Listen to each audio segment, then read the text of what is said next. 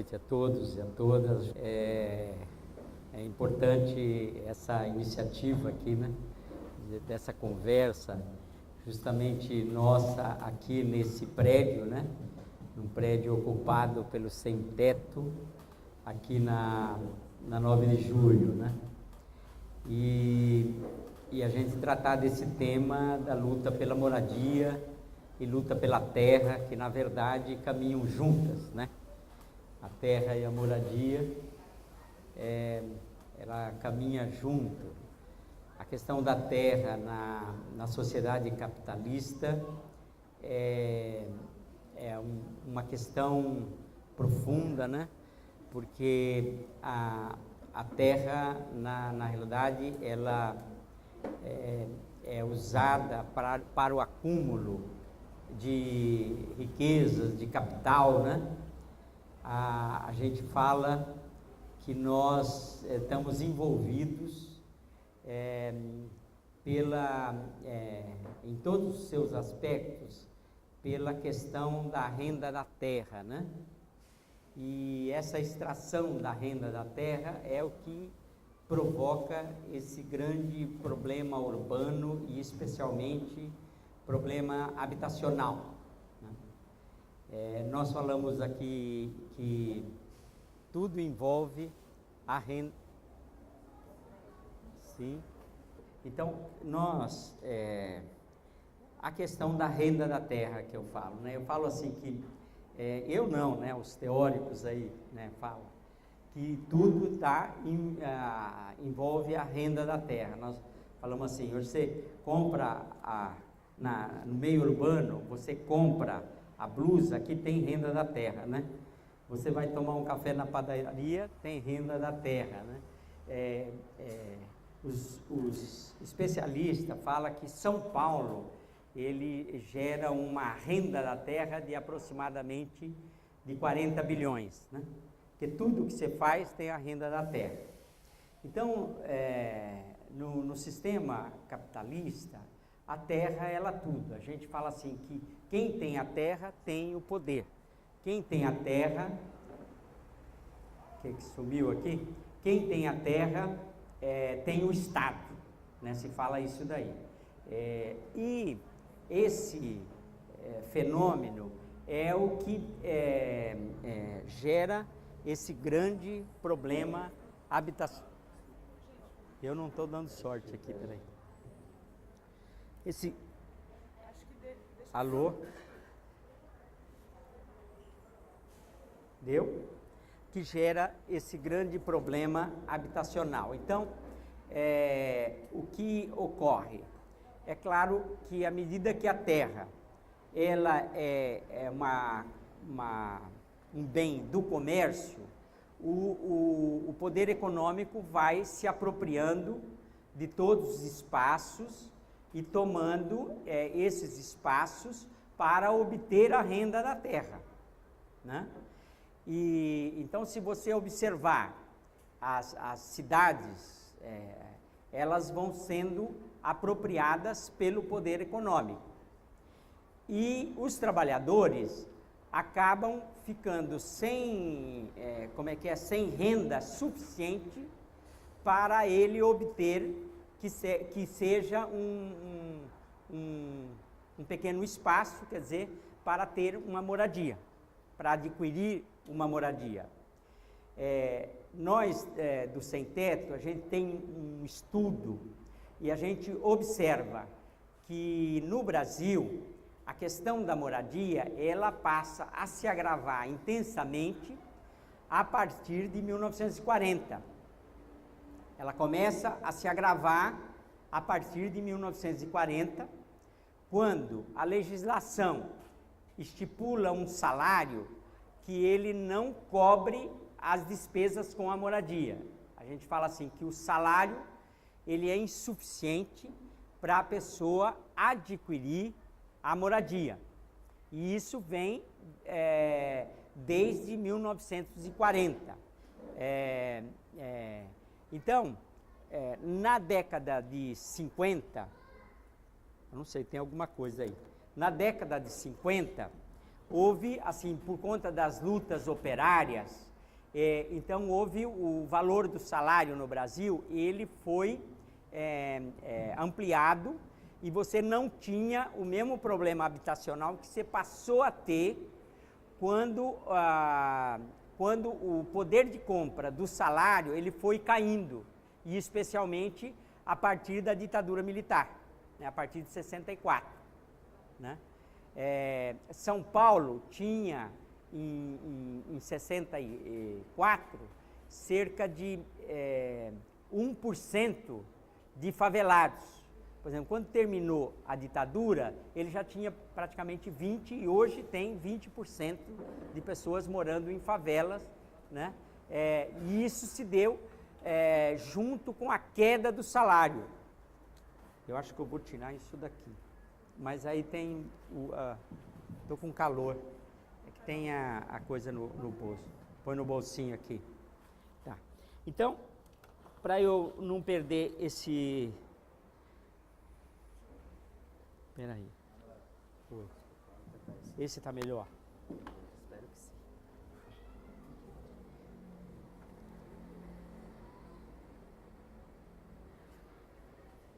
Enroscou o... Deixa eu tirar aqui que eu estou com calor.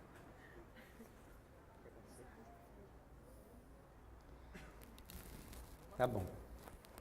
Então, na história do Brasil, essa questão de que a queda do valor dos salários, ele tem gerado esse grande problema habitacional, ou seja, uma parte enorme da sociedade, ele não ganha o suficiente para ter o bem moradia. E, por outro lado, o poder econômico, ele vai se apropriando de todos os espaços, especialmente os melhores espaços, né? As terras boas da cidade, ele vai ficando na mão do poder econômico, né? O poder econômico vai se apropriando, porque os trabalhadores não ganham o suficiente para poder morar nas melhores terras, por exemplo, né? No local que não alaga, ou seja, nos lugares mais altos e coisas assim. Então, a cidade de São Paulo e na maioria das cidades, Belém, mesmo Porto Alegre, mesmo Cidade do Sul, Rio de Janeiro, você tem uma grande massa de trabalhadores que ele não consegue renda suficiente para adquirir a moradia, uma vez que a moradia ela acaba sendo um bem do comércio. Ele não ganha o suficiente para adquirir a moradia. Aliás, não ganha o suficiente, às vezes, para adquirir até comida, né? Até tem o problema também da comida, não é só da moradia. Mas, ou seja, tudo aquilo que é necessário para a sobrevivência dele, ele tem uma dificuldade. Então, como a renda é baixa, ele deteriora a vida dele, né? Come menos, né? Ou come mal, né? Não trata da saúde, não consegue estudar e assim por diante. Então, São Paulo e as outras cidades também têm esse grande problema habitacional que ele acaba ocorrendo assim, o poder econômico vai expulsando os trabalhadores das melhores áreas da cidade.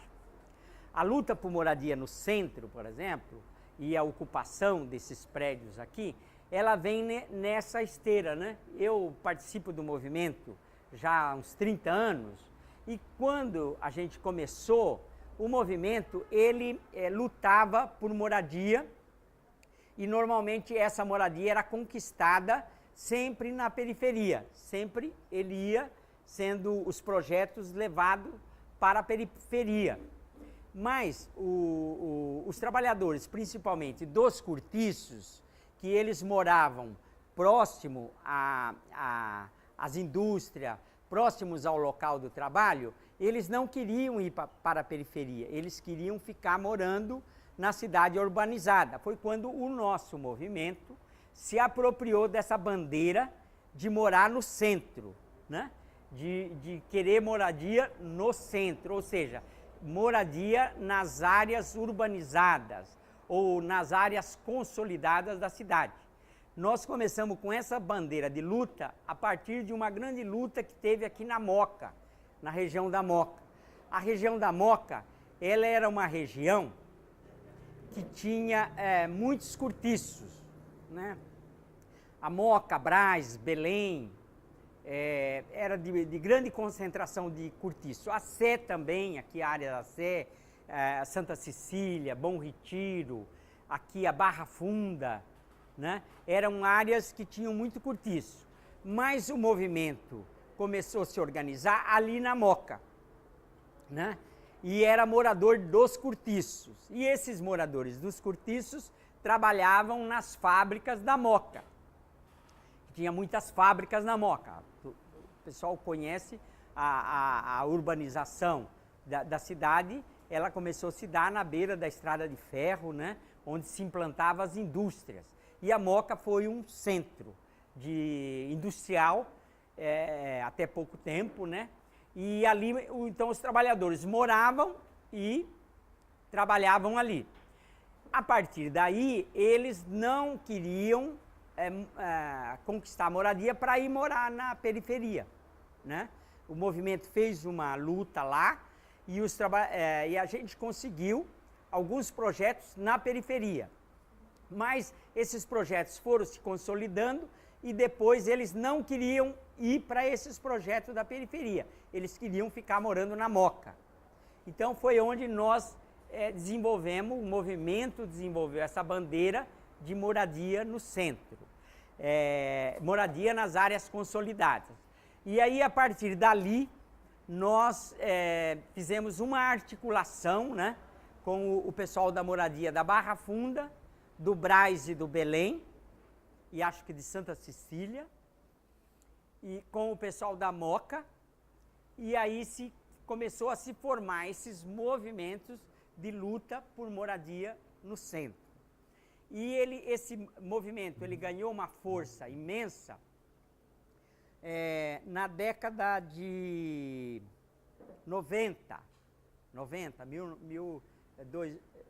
1990, né? 1990, porque nesse período, com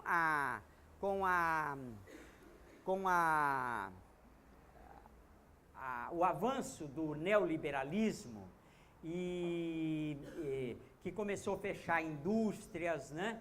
Houve uma mudança no perfil econômico e também ocorreu uma migração da população da área central para outras áreas, né? A classe média, o pessoal de melhor poder aquisitivo foi para Paulista, para Higienópolis, para essas áreas melhores.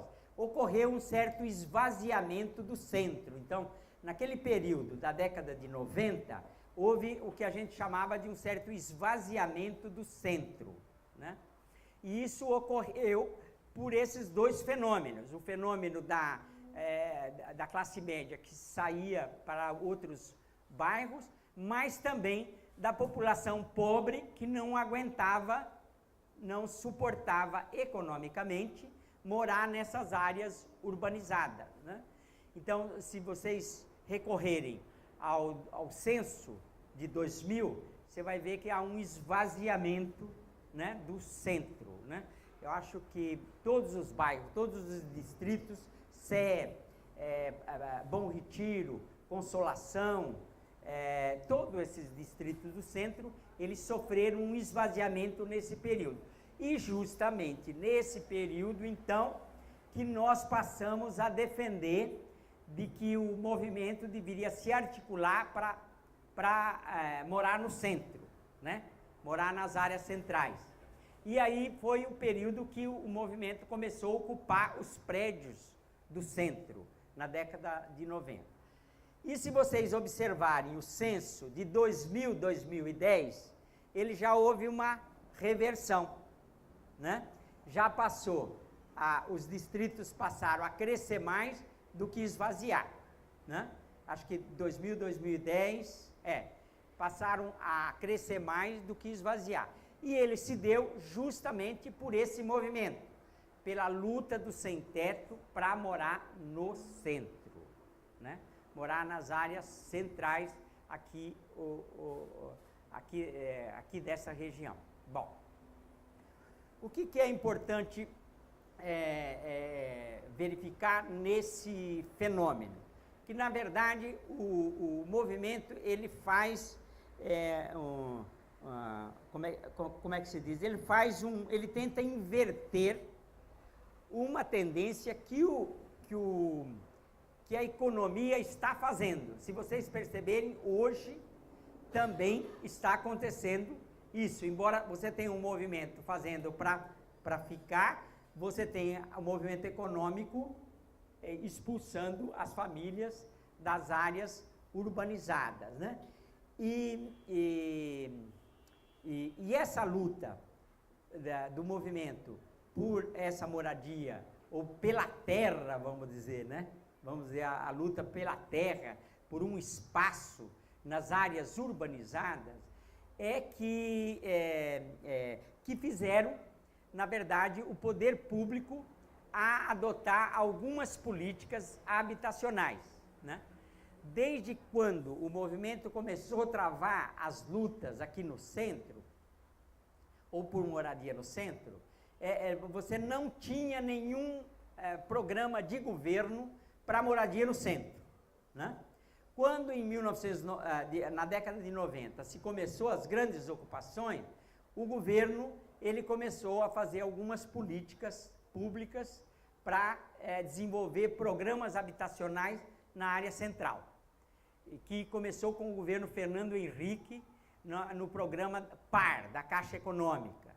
Então, hoje você tem vários prédios aqui no centro que vêm desse programa PAR da Caixa Econômica. Por exemplo, o Hotel São Paulo, que está aqui do outro lado, né, ele vem da época do PAR.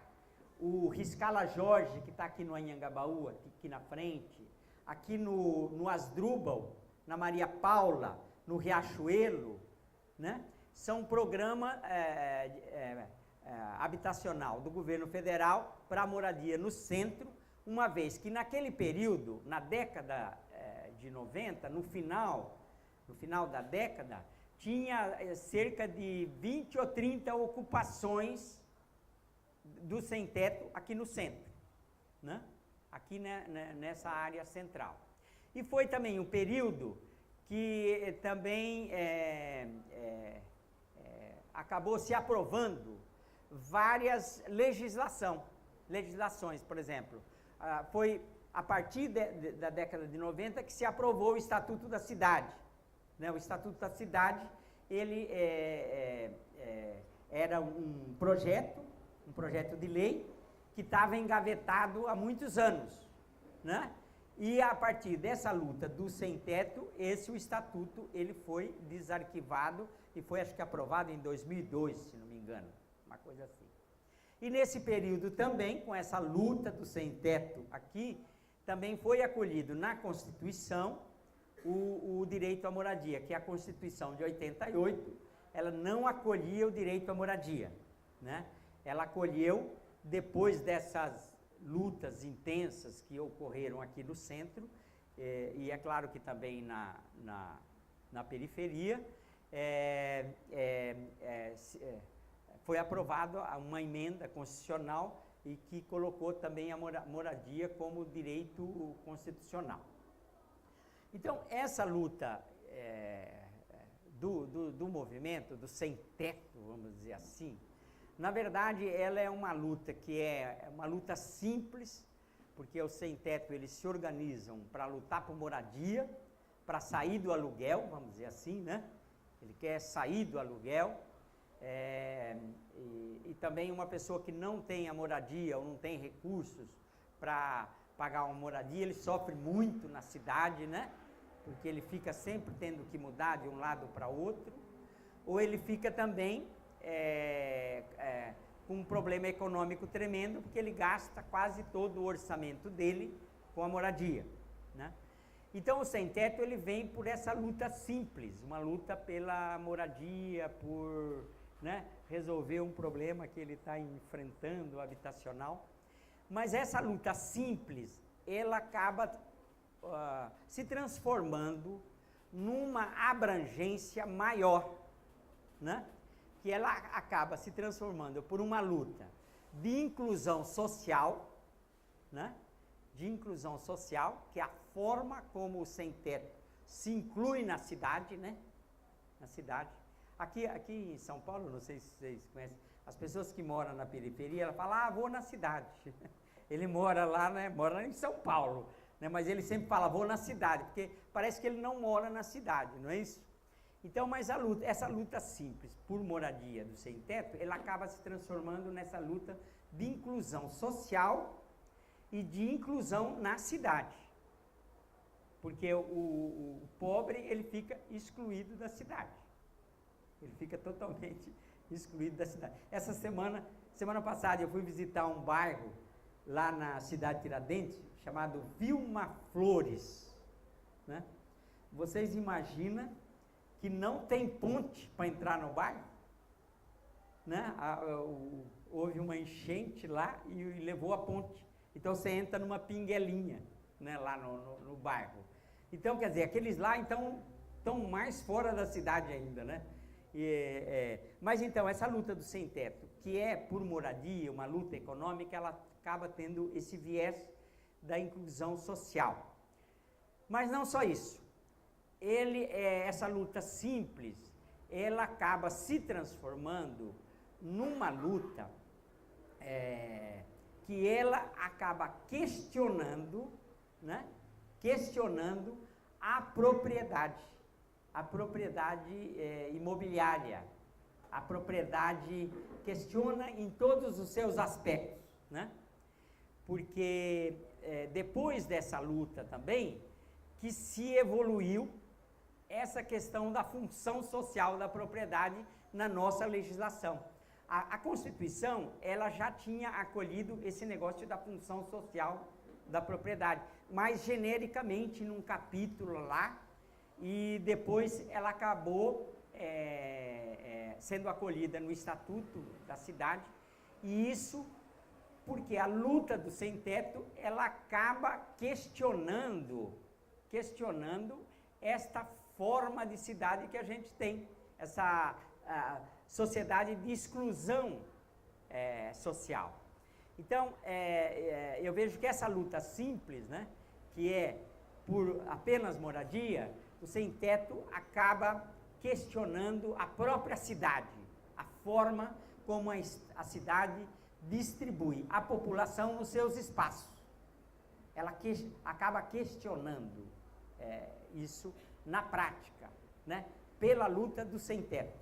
E ela acaba questionando de modo, nessa luta organizada, né, como faz organizada, e também na luta espontânea, né, na luta espontânea. Se vocês observarem,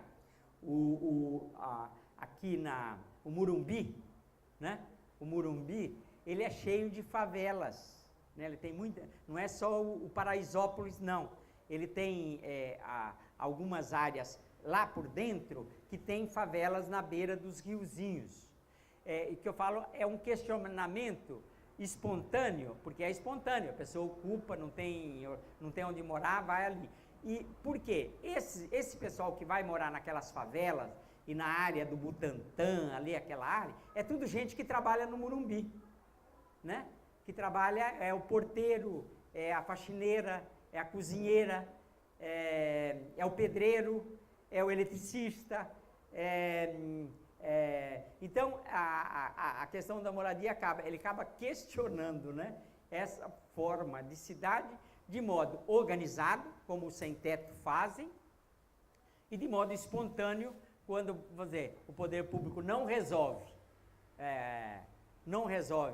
planejadamente, vamos dizer assim, né, não resolve a coisa planejada, de modo espontâneo, os trabalhadores, eles vão se colocando em todos os aspectos, em todos os espaços da cidade, né? Então, para eu não esticar aqui mais, o que eu poderia acrescentar, assim, dessa luta do sem-teto? A outra coisa importante da luta do sem-teto, além dessa questão de ser uma luta por uma inclusão social, e a luta por uma cidade onde ela acolha a diversidade, né? Diversidade econômica em todos os seus sentidos, né? Ele acaba sendo uma luta também que acaba desenvolvendo muitas lideranças, muitas pessoas acabam se reinventando, né? Donas de casa, né? Gente que não teria nenhuma perspectiva social ou espaço de participação. Aí dentro desse movimento, o que? Elas se organizam no partido, organiza associação, organiza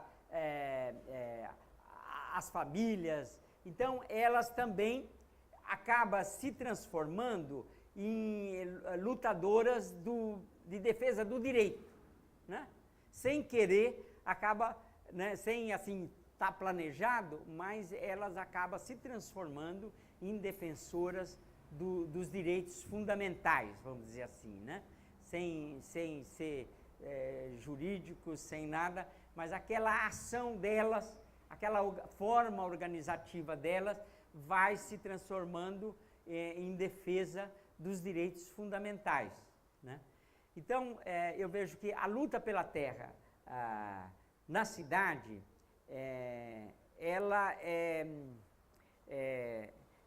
eu acho ela traz assim um grande potencial, vamos dizer assim, de você construir algo diferente, né?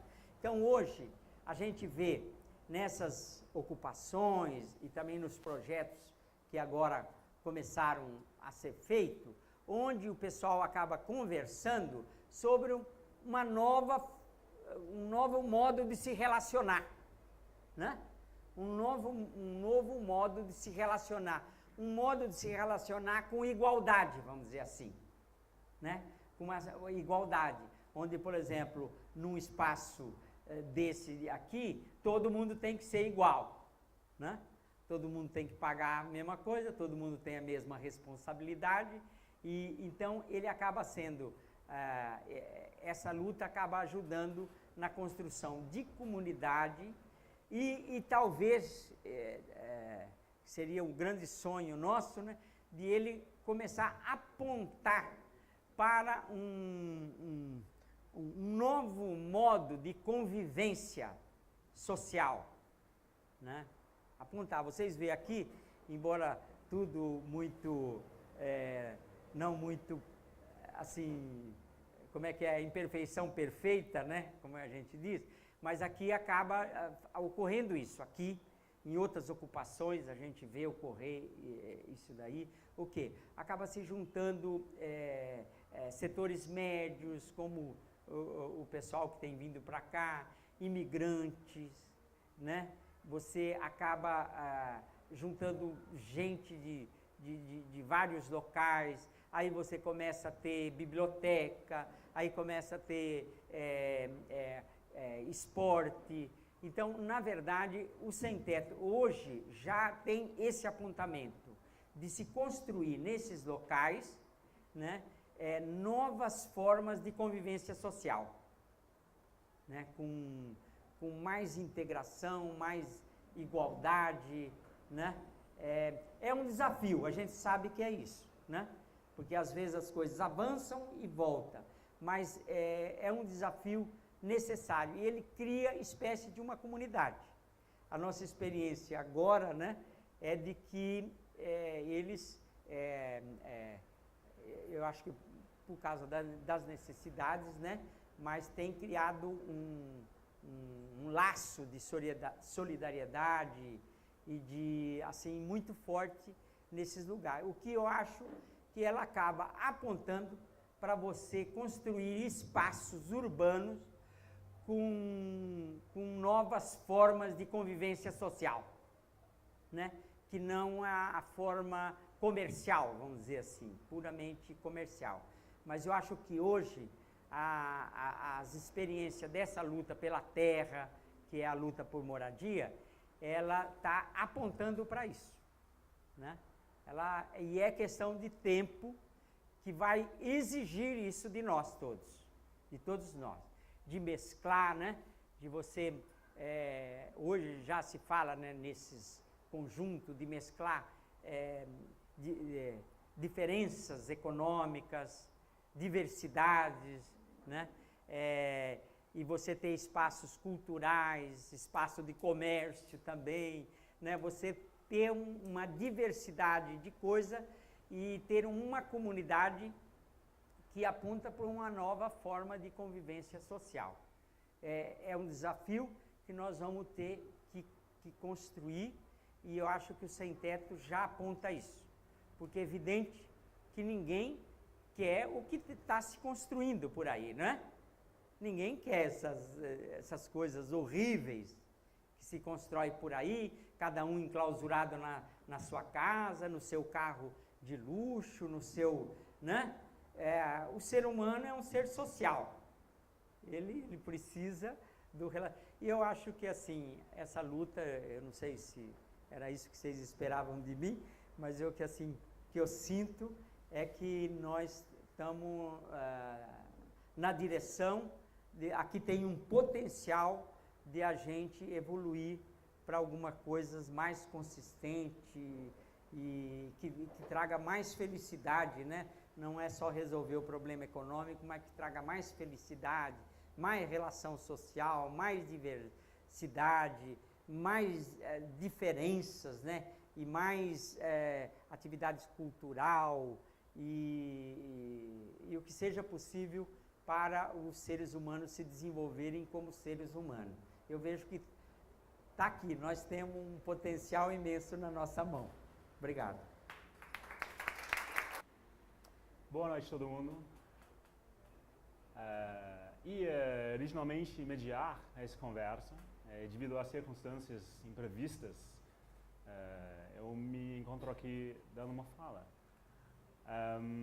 Mas é um prazer, na verdade, estar aqui, de falar sobre a minha experiência com o MST. Eu sou antropólogo, eu fiz a minha pesquisa de doutorado com o MST entre 2007 e 2009, em Santa Catarina. Eu morei com o MST lá nos assentamentos de Santa Catarina por 2 anos. Acompanhei membros do MST em vários tipos de situações, né? Dá para imaginar, durante 2 anos, pessoal que tem que ir para o hospital, sei lá, nascer um bebezinho, divergências dentro dos assentamentos, todo tipo de problema, todo tipo de desafio. Em 2 anos eu acompanhei bastante com eles. Essa questão da luta pela terra, a luta pela moradia, a intersecção dessas duas lutas, era uma questão que me preocupava bastante na época. Eu vi que mesmo lá, na roça, lá em Santa Catarina, meio longe, da cidade, dos centros urbanos, o sombra da cidade era grande. A cidade era um ponto de referência, de algum jeito, para as pessoas do MST, mesmo que o MST seja um movimento rural. Então, eu só queria resumir um pouquinho que é uma coisa muito básica, com certeza, para todos vocês, de o que eles fazem, o MST. O MST é fundado em 84, né, em Cascavel, no Paraná. Eles se reuniram, sobre essa questão da terra, né? Mas terra, na verdade, para o MST, é só a primeira etapa. De conquistar terra para o MST, era só o começo de um processo. Esse processo inclui coisas como conceitos como dignidade, também acesso à saúde, acesso à educação. E terra para o MST, no primeira instância, era o jeito de conseguir essas coisas. Era o meio, não exatamente o objetivo do movimento. Era o meio para conseguir isso, ou alcançar outros objetivos. Mas claro que de conseguir terra virou um foco do movimento. virou tipo um jeito de organizar e massificar a luta e também conquistar uma visibilidade nacional. Quando nós pensamos tipo nas ocupações do sem terra, tem certas imagens que sempre vêm para frente. As barracas. Mas essas barracas estão feitas de quê? Estão feitas de lona. É a forma de barraca, quadrangular. Sempre da mesma forma. Tem um certo jeito de fazer uma ocupação no MST. Porque o MST é um movimento muito, muito organizado. Uma outra parte dessa organização, essa massificação do movimento, é o setor de cultura. O MST tem vários setores. O setor de frente de massa, o setor de educação, o setor de formação e também o setor de cultura. O setor de cultura, a ferramenta principal é de reforçar a identidade do MST. É no MST onde você aprende como ser sem terra. E também é interessante pensar que está no acampamento do MST, que é o processo para conseguir terra, que você está aprendendo a ser sem terra. É perversamente invertido nesse sentido. Essa identidade de como ser sem terra, de como ser um sem terra, está criada através tipo, da mística do movimento.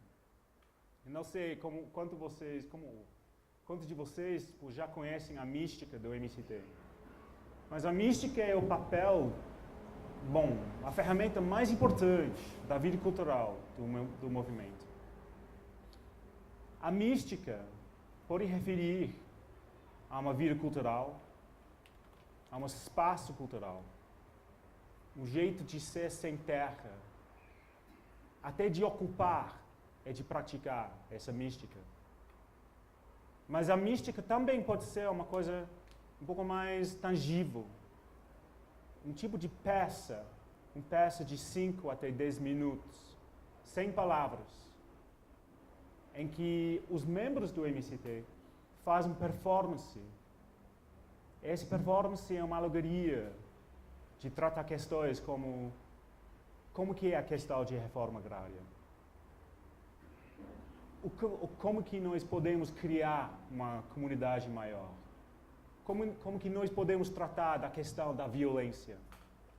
Essas questões são tratadas dentro desse espaço da mística. Esses espaços são muito importantes para o MST.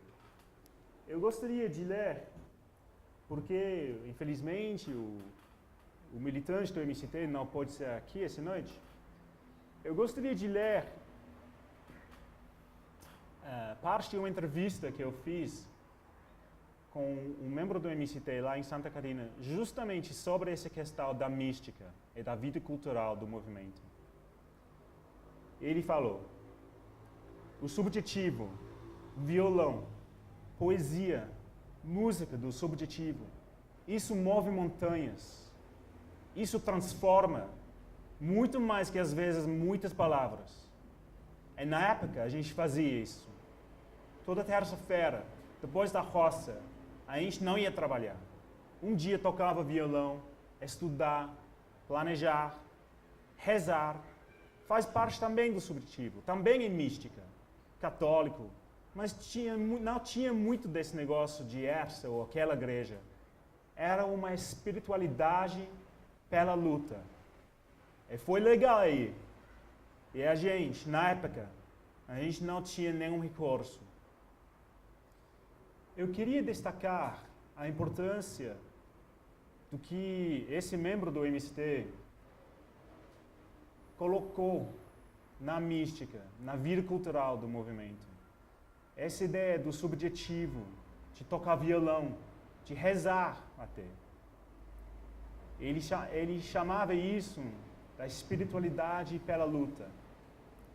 E aí eu queria saber um pouco mais, né? Então eu perguntei a ele como que estava, tipo, a mística no movimento, como que estava indo. Ele falou que o MCT estava perdendo essa mística. Eu falei, quais são as consequências de perder essa espiritualidade pela luta? Ele falou assim, esfria o espírito, você perde, sei lá, a mística tira medo, a mística, ela te dá não sei exatamente assim, é mais uma das coisas que tiram, esfria, se vira muito pragmático.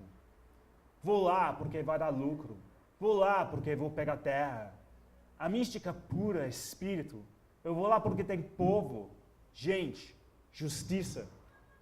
Muito difícil de explicar, ele falou. Eu acho muito importante falar sobre essa questão da vida cultural, porque para esse membro do MCT, a mística era uma coisa, porque o MCT é um movimento, como que é a palavra? Não religioso, né? Exato. É de algum jeito a mística, esse jeito de se expressar culturalmente, de fazer essas performances, de pensar na repressão, de pensar na violência, virou a espiritualidade do movimento. É sem essa espiritualidade, ele apontou, o movimento pode se perder. Tudo bem. Colocar aqui um pouquinho sobre esse espaço cultural. Mas quais são as conexões mais pertinentes, mais tangíveis entre a luta pela terra e a luta pela moradia? Quando eu estava no MCT, como que eu falei, a cidade, a ideia da cidade, nunca estava muito longe. Primeiramente, a questão da cidade traz muitos problemas para o MCT. Lá em Santa Catarina, a direção estadual, eles falaram para mim que não tem mais gente na roça para recrutar. Não tem mais pessoas, pequenos agricultores para nós recrutar. As pessoas que estavam integrando os acampamentos lá do MCT em Santa Catarina em 2008, 2009, foram pessoas das periferias de Joinville, de Florianópolis, de Mafra, de Canoinhas, as cidades de Santa Catarina. Era uma galera totalmente urbana, galera bem jovem, geralmente meninos de 17, 18, 19 anos. Essa galera não tinha nenhuma noção de como plantar. Eles não sabiam como plantar. Eles não sabiam, ser um pequeno agricultor. E o movimento achou, o MCT achou que era a tarefa do movimento de algum jeito de ensinar todas as técnicas dessas pessoas, de como ser um pequeno agricultor para essas pessoas. As lideranças estaduais disseram para mim que essas pessoas que são da periferia de Joinville, de Florianópolis, os avós dessas pessoas eram pequenos agricultores.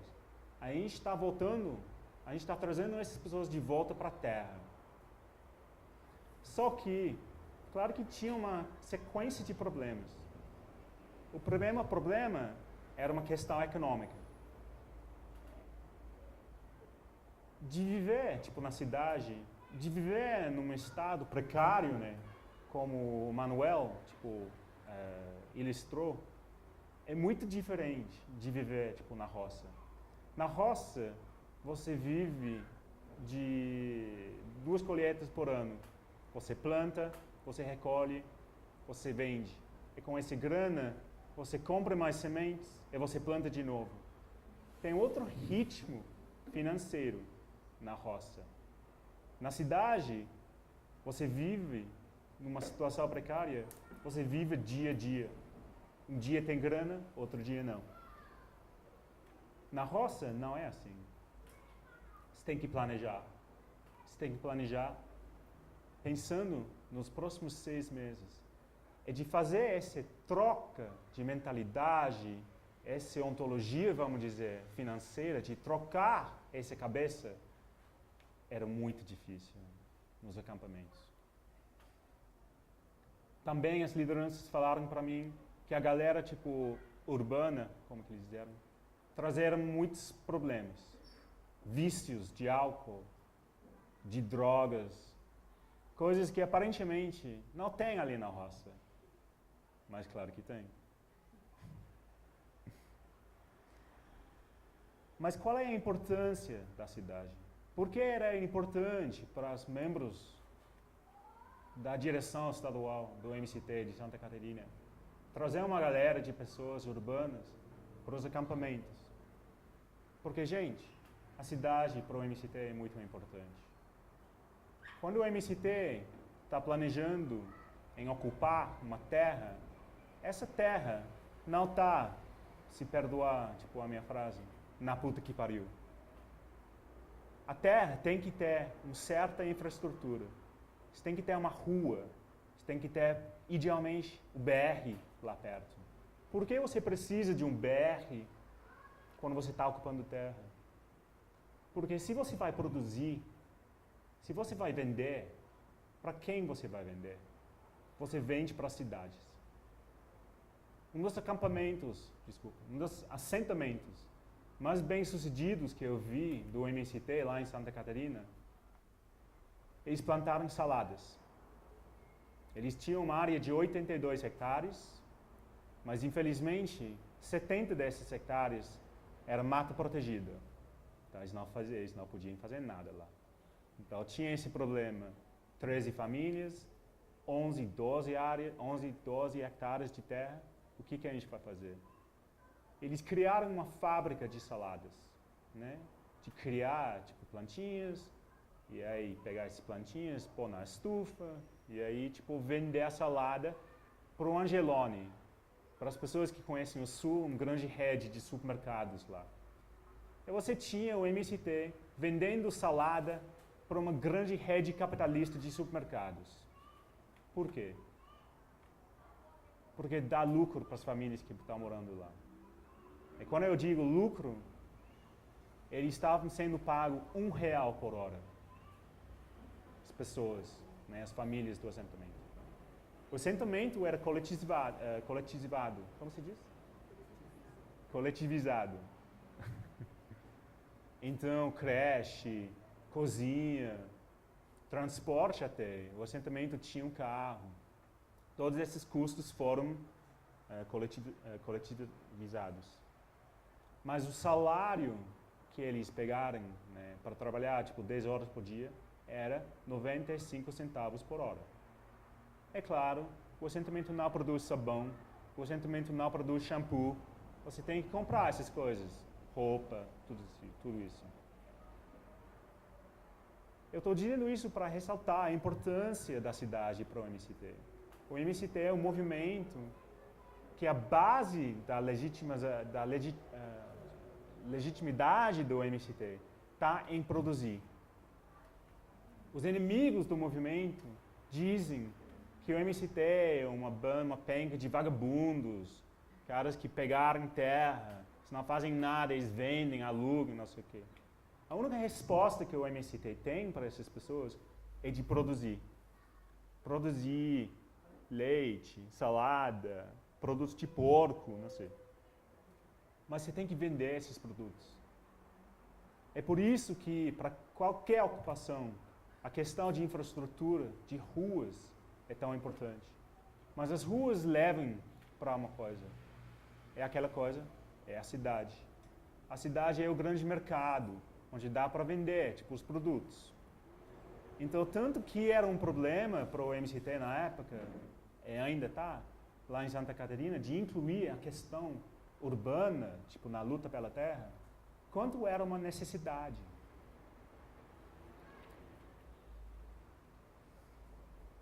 Outra coisa que eu queria destacar entre as conexões é que esse fluxo de pessoas urbanas para o movimento tem também outros efeitos. De um lado, você tem esse troca de mentalidade, de viver de um dia para o outro e não planejar tipo, para os próximos 6 meses. Mas tem também alguma coisa muito interessante que está acontecendo agora no MCT, que tem a ver com cultura. É para voltar a essa questão da vida cultural, é o espaço da mística. A mística do MCT está mudando. Hoje em dia, não é mais só pessoas fazendo essas peças que, aliás, vêm diretamente da Igreja Católica, né? Esses se chama misteriosos, os misteriosos, que eram tipo peças que eles fizeram tipo na Igreja Católica na Idade Medieval. A mística vem diretamente disso, né? Porque o MCT vem do CPT, né? Vem das comunidades de base da igreja lá do sul do país. Mas o que está acontecendo agora, hoje em dia, é que a mística em si está mudando. E está mudando por conta da conexão com a cidade.